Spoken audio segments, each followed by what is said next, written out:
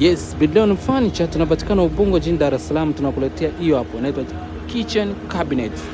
Mlango mrefu ni kupanga vyombo vyako.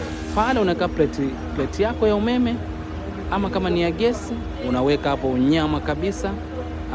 Na partition zake ziko hapo zimetulia kabisa hapo juu. Sisahau kama hizo hapo umevoziona. Alafu hapo chini kuna milango miwili. Mmoja unahifadhi mtungi wa gesi. Partition ya pili hiyo hapo ambayo imegawa katikati unaweka vijaba vyako. Sikufundishi ila hata sufuria utaweka. Huko kwingine ni glasi vinini. Karibu sana Bedon Furniture ujipatie kitchen cabinet yako safi. Tunazingatia ubora wale ya juu.